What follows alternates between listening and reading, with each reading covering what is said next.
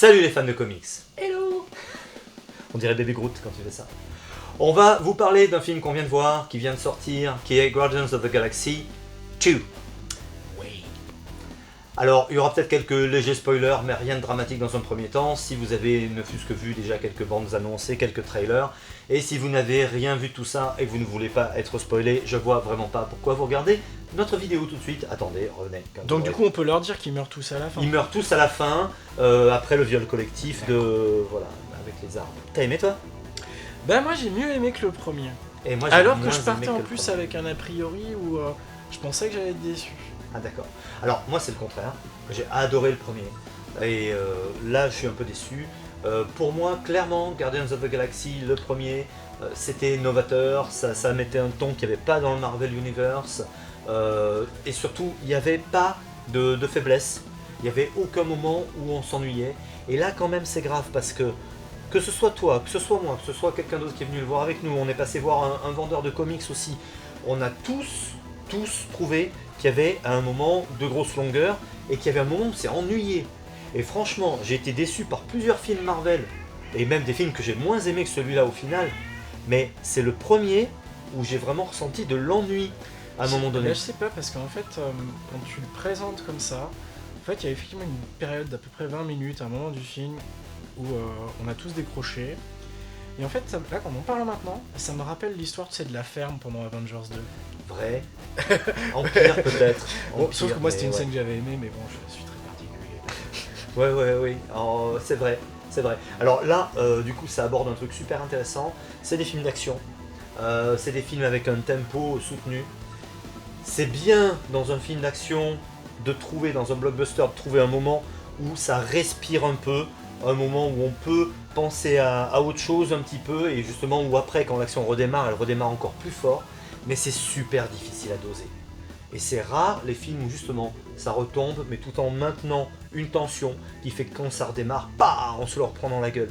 Là, quand ça redémarre, c'est poussif. Et on a vraiment du mal. En tout cas, En moi j'ai fait, eu vraiment du mal. moi, une chose qui faisait que je traînais un petit peu les pieds pour y aller, même si quand même je pensais que j'allais être agréablement surpris, je l'espérais en tout cas, c'est que bon, là j'ai commencé à avoir une certaine lassitude vis-à-vis du du Marvel Cinematic Universe, et qui est pas lié au fait que j'ai une préférence pour les personnages lycées, hein, j'aime aussi les trucs Marvel.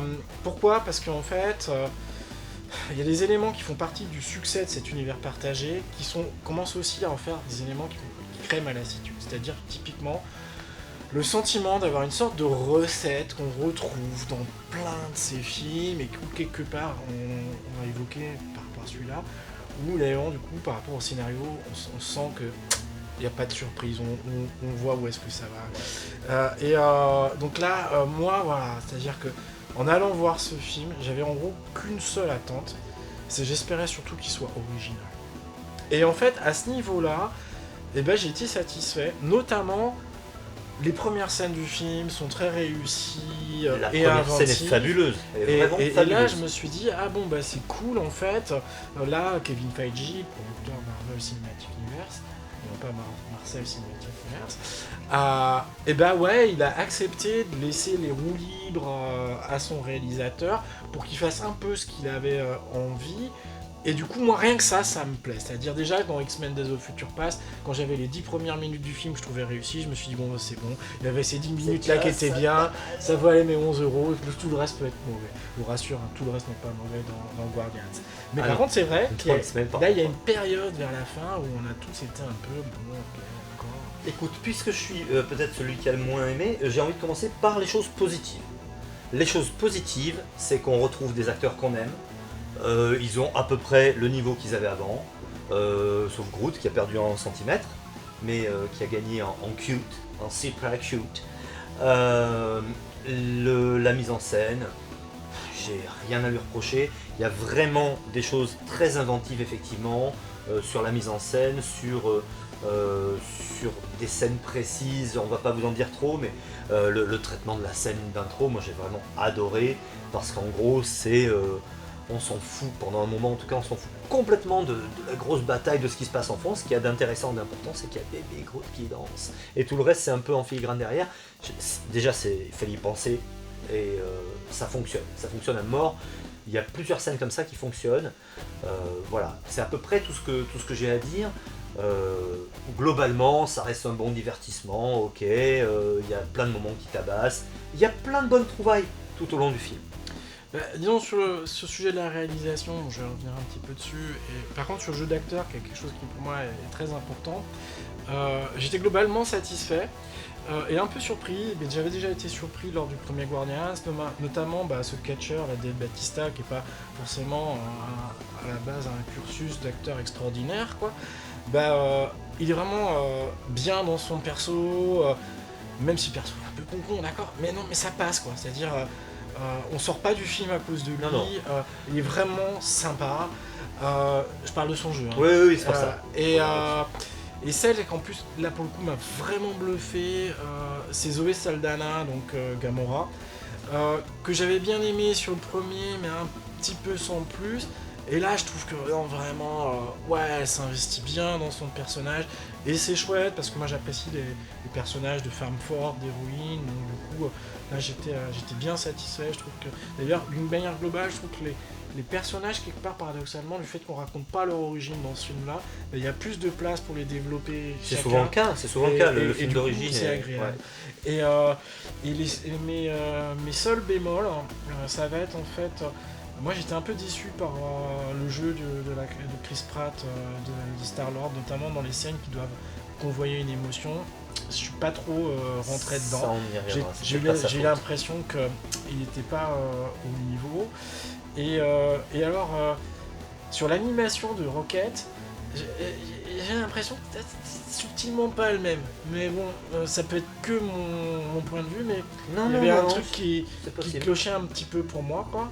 Il est peut-être un peu ça m'a plus vraiment dur. donné le sentiment que c'était presque pas le même personnage, que les couleurs, je sais pas, n'étaient pas la même, que ses tics n'étaient pas les mêmes. Et je me suis dit, mais tiens, peut-être qu'ils ont pas utilisé les mêmes animateurs. J'ai revu l'autre juste avant et je pense que t'as raison. Si je me suis fait la réflexion, c'est qu'il doit quand même y avoir un truc derrière. Bon, cela dit, à partir d'un certain point, je suis passé outre et je suis rentré de nouveau dans l'histoire, mais enfin bon, quand même. Et donc, du coup, sur la réalisation, moi, il y a une chose qui m'a un peu frappé, c'est que, en fait, quelque chose que je trouve très bien, c'est que ce réalisateur, il a une patte. Notamment, c'est très coloré, les couleurs chamarrées. Il essaye beaucoup de faire passer un feeling de film des années 70, 80. Et moi, j'aime bien, je suis acheteur de ça.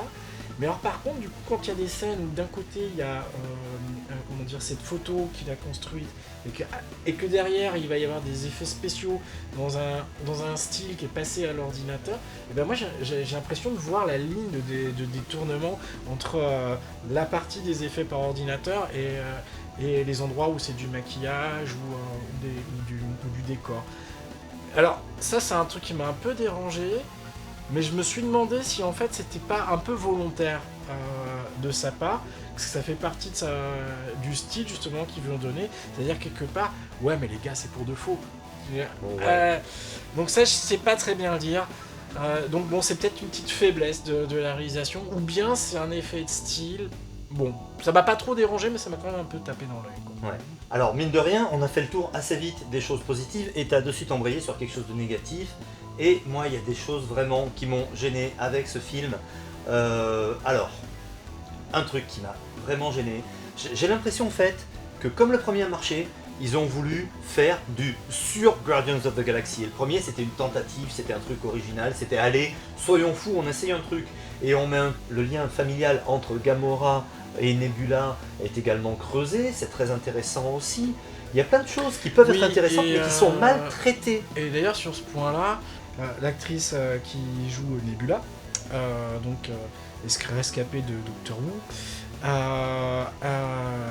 m'avait vraiment pas convaincu sur le film précédent, aussi bien en tant que charisme de menace, mais c'était pas la seule qui avait ce souci-là, quoi, que dans son jeu. Alors là par contre, sur son jeu, là j'ai pas eu de problème. Je trouvais que ça... Et même si je trouve que son personnage, il manque de charisme. Euh, Là, l'écriture et le jeu de ce personnage le rend vraiment plus intéressant dans cet épisode que dans le précédent, quoi. Là, ça c'était un des points réussis du film, où là je m'attendais aussi à être déçu. Un point très fort aussi par association d'idées, c'est quand même donc Kurt Russell là, qui joue donc le père de Star Wars, qui finalement n'apparaîtra pas dans le 3 peut-être, mais elle est là déjà dans le 2. Ah bah extraordinaire. Il est extraordinaire. Et par contre, Sylvester Stallone, aussi autre rescapé des films d'action des années 80, je l'ai trouvé plutôt bien, c'est-à-dire dans les scènes qu'il a faites, parce que Stallone n'a pas trouvé un acteur qui était au départ, plutôt bien, assez sobre dans son jeu. Mais alors, par contre, je trouve qu'ils lui ont donné un rôle un peu sous-dimensionné pour l'acteur, quoi. Alors ça, c'est peut-être... je crois qu'il se le réserve pour le suivant. Ouais. Les Guardians of the Galaxy, sur les comics, il faut savoir un truc. D'abord, c'est une autre équipe qui porte ce nom-là et qui est en l'an 3000. Et ensuite, il y a une équipe moderne, donc avec Star-Lord et compagnie, qui revient, enfin qui est vraiment créée aux alentours de 2008 et qui reprend le nom en fait. Et il y a eu des crossovers où avec des translations spatio-temporelles, genre ils ont emprunté le TARDIS aux copains de Nebula, où les deux équipes se retrouvent en même temps. Mais globalement, c'est deux équipes différentes qui n'ont rien à foutre ensemble. Et Yondu est de l'équipe du futur. Le fait d'avoir choisi de le mettre dans le présent, c'est un choix dans ce film qui n'a rien à voir avec les comics. Bah là, pour le coup, en fait, on nous introduit d'autres personnages qui clairement sont ceux qu'on connaît du comics, du Silver Age, Guardians of the Galaxy, donc celui qui se passe dans quelques millénaires, dans un millénaire en fait. Et donc, visiblement, il va y avoir les deux équipes, et je pense qu'on aura ça pour Guardians of the Galaxy 3. Une chose qui m'a un petit peu gêné aussi sur la fin du film, c'est que je trouve que la menace qu'ils doivent combattre... Alors certes, l'idée d'être dans les Gardiens de la Galaxie, c'est de partir vers le cosmique, mais là, je trouve que c'est quand même... on a un peu du mal à croire que le raton Lover et ses copains, ils vont réussir mais I am Groot à contrecarrer une menace qui a I am Groot. Et c'est pas juste sur une planète, ça, c'est tout le cosmos, quoi. I am Groot. Bon. I am Groot. J'ai tout dit, je n'ai rien à rajouter comme argument là-dessus. Mais enfin, globalement, moi, j'ai une question que je me pose. C'est les gens qui ont apprécié le premier, vont quand même pas être totalement déçus par celui-là, quoi. Je crois que ça dépend complètement. Moi, j'ai préféré le 1 et j'ai été déçu. Et j'ai pas encore dit la dernière raison, enfin, on l'a un petit peu abordé. Donc, l'avalanche d'humour mal placé, les émotions, à mon avis, soit mal écrites, soit mal dirigées. Et puis, la grosse longueur que tu évoques. C'est quand même pas normal que sur un film de 2 heures, on en ait un peu tous marre avant la fin. Alors peut-être pas tous dans la salle, mais on en a été quand même un bon nombre à ressentir ça et à en avoir marre. Et ça, c'est pas normal. Et j'ai eu du mal à repartir après ça, et j'étais démotivé. Un truc qui fait peut-être, c'est que il y a la menace principale, d'ailleurs très fidèle aux comics à ce niveau-là, sur la Living Planet. J'en dis pas plus, mais les fans des comics savent qui c'est, ils comprendront de suite dès qu'ils entendront son nom de toute façon. C'est très bien traité, c'est bien adapté, il n'y a rien à dire. Par contre, l'autre danger, l'autre challenge, il vient d'une race extraterrestre qui nous est présentée. Et franchement, c'est un danger qui est qui ferait aller un 3e film. Mais là, il manque un 2e. Il y a toute l'histoire avec la planète, il y a toute l'histoire avec le père de Star-Lord, il y a des gens qui leur en veulent un peu et qui leur courent au cul, et il manque quelque chose en plus qui pourrait un petit peu redynamiser tout ça. La manière dont je le perçois, c'est... moi j'ai bien aimé cette menace extraterrestre. J'ai trouvé que la présentation de leur culture, et notamment avec... un petit clin d'œil sur l'utilisation massive des drones par les États-Unis que je trouve intéressant dans un film de ce type-là, quoi. J'ai pas du tout vu ça. Et donc moi j'ai bien apprécié. Par contre, le moment où ils repointent leurs fraises au moment difficile du film, j'étais là, mais ouais, et alors c'est-à-dire, en fait, le souci, c'est que il n'y a pas vraiment de lien intrinsèque entre cette espèce et la menace finale. Donc en fin de compte, ils sont là, c'est un peu comme des chiens dans un jeu de quilles, quoi. Et il n'y a pas une raison essentielle à leur présence. Du coup, ouais, c'est un truc qui passe pas bien. C'est ça, Je veux dire, alors que- notamment que si on veut qu'un vilain soit intéressant, il faut qu'il ait un lien émotionnel avec le héros, que quelque part leur destin soit lié, quoi. C'est Ouais. là où c'est rigolo et intéressant, quoi. Et là, en fin de compte, ouais, autant en eux-mêmes, je les trouve plutôt cool, Ouais, je suis d'accord avec toi. mais en fin de compte, sur la trame de l'histoire principale, ils ont rien à y faire, Mais quoi. en fait, ils remplissent un petit peu la fonction des Nova Corps sur la première, en inversé, hein, parce qu'ils s'allient jamais à Star-Lord, ce qui est dommage d'ailleurs. À un moment, je trouve qu'ils devraient s'allier contre une menace plus grande.